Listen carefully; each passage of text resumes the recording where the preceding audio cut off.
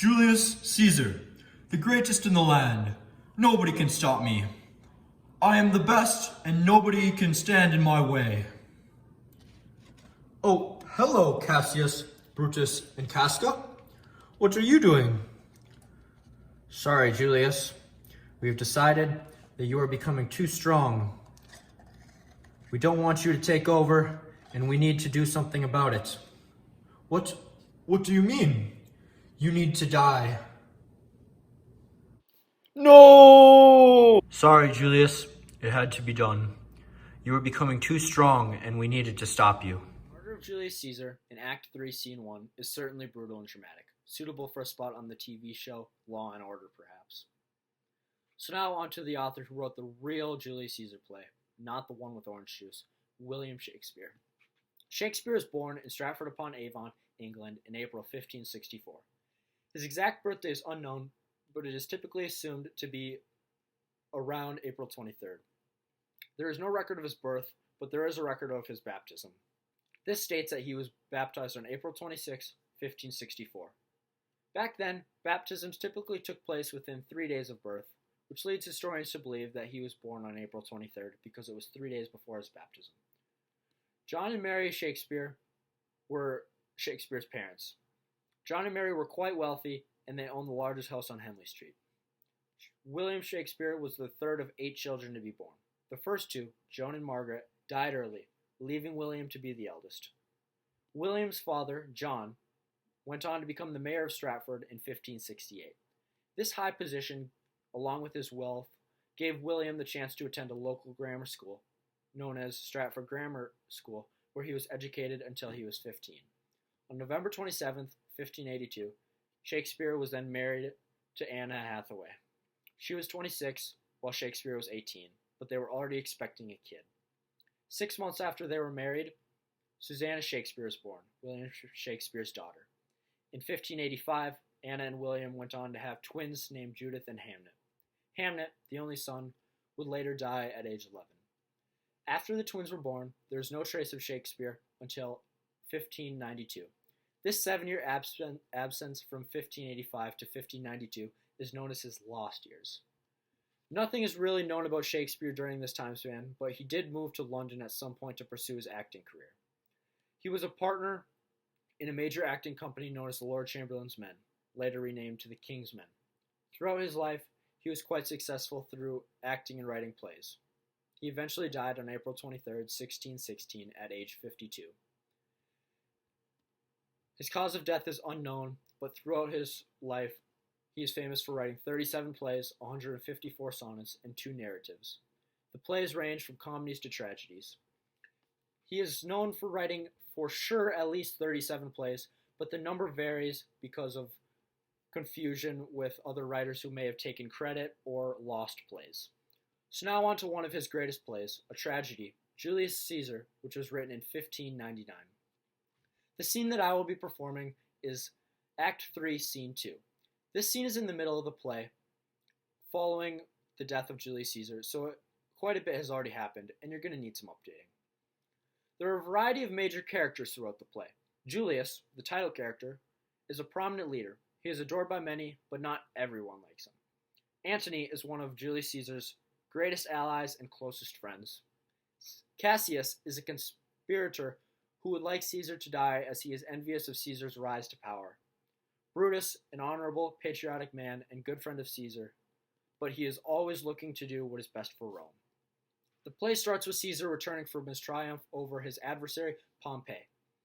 Antony offers Caesar a crown 3 times, but he politely refuses all 3 times. The majority of people are thrilled and in support of Caesar, but there is a small minority that opposes him. The main group of opposition is known as the conspirators. The conspirators believe that Caesar is too ambitious and that he will attempt to become a monarch. Cassius is the leader of the conspirators, and he manages to convince Brutus that Caesar's ambition needs to be stopped before he can take over. He writes letters that are really from him, but he pretends that they are from normal citizens complaining about Caesar. Brutus, who is an extremely patriotic person, will do anything for Rome. He loves Caesar, but Cassius convinces him killing Caesar is for the greater good. Meanwhile, leading up to Caesar's death, there are signs thrown at him from every which way. A soothsayer tells him to beware the 15th. His wife has dreams of him dying. Despite the symbols and warnings, Caesar is overconfident, and when the 15th of March rolls around, he leaves his house and goes to the Senate. When Caesar arrives at the Senate, the conspirators pretend that everything is normal. That is when they kill Caesar. They stab him 23 times, each taking turns. Casca is first. Most of the senators were conspirators and had the plan to kill Caesar, but one, Antony, was left out. Antony was one of Caesar's closest allies and friends. He was not a conspirator. After Caesar is killed, the conspirators promise not to harm Antony as long as he takes their side. He agrees, but asks if he would be allowed to speak at Caesar's funeral. Cassius is hesitant, but Brutus agrees. Now I will be performing Act 3, Scene 2 of Julius Caesar, where the main character in the scene, Antony, is giving his speech to the townsmen at Caesar's funeral. Good countrymen, let me depart alone, and for my sake, stay here with Antony. Do grace to Caesar's corpse, and grace his speech, tending to Caesar's glories, which Mark Antony, by our permission, is allowed to make. I do entreat you, not to man depart, save I alone, till Antony has spoke. Stay, ho, and let us hear Mark Antony. Let him go up into the public chair. We'll hear him, noble Antony. Go up. For Brutus' sake, I am beholding to you. What does he say of Brutus? He says, for Brutus' sake, he finds himself beholding to us all. 'Twere best he speak no harm of Brutus here. This Caesar was a tyrant. Nay, that's certain. We are blessed that Rome is rid of him. Friends, Romans, countrymen, lend me your ears. I come to bury Caesar, not to praise him. The evil that men do lives after them. The good is often interred within their bones. So let it be with Caesar. The noble Brutus hath told you Caesar was ambitious. If it were so, it was a grievous fault. And grievously hath Caesar answered it. Here, under leave of Brutus and the rest, for Brutus is an honorable man, so are they all honorable men.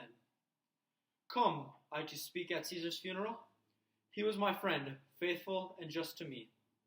But Brutus says he was ambitious, and Brutus is an honorable man. He hath brought many captives home to Rome, whose ransoms did the general's coffers fill. Did this in Caesar's seem ambitious? When that the poor have cried, Caesar hath wept. Ambition should be made of sterner stuff. Yet Brutus says he was ambitious, and Brutus is an honorable man. You all did see that on the Lupercal I thrice presented him a kingly crown, which he did thrice refuse. Was this ambition?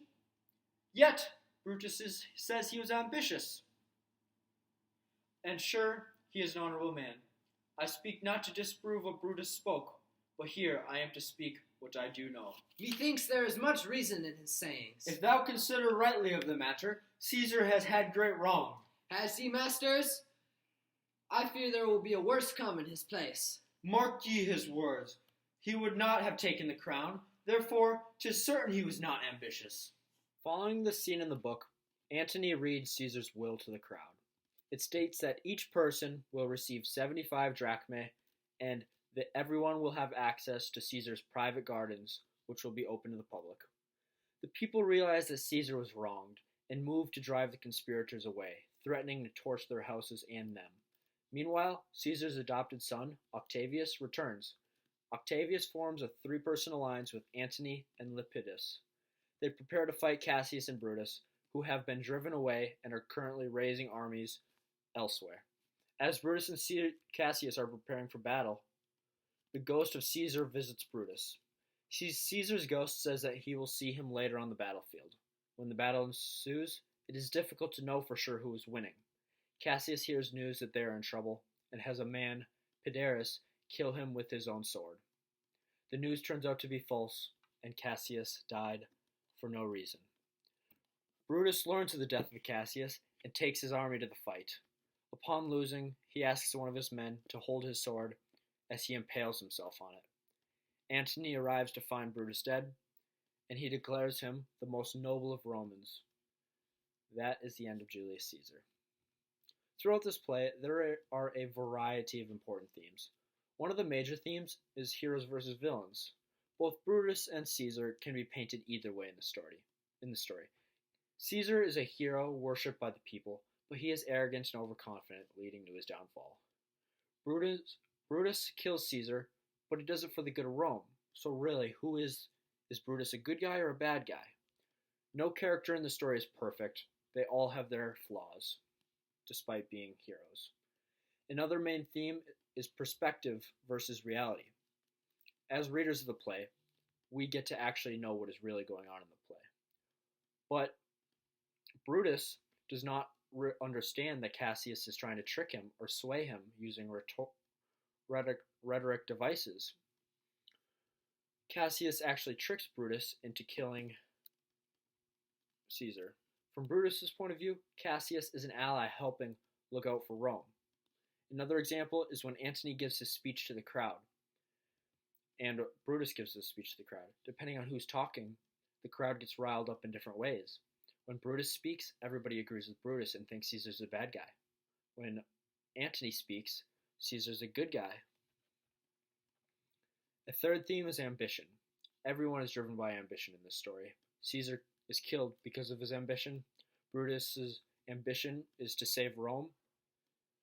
Antony is ambitious to avenge Caesar, and Cassius' ambition drives him to want to kill Caesar.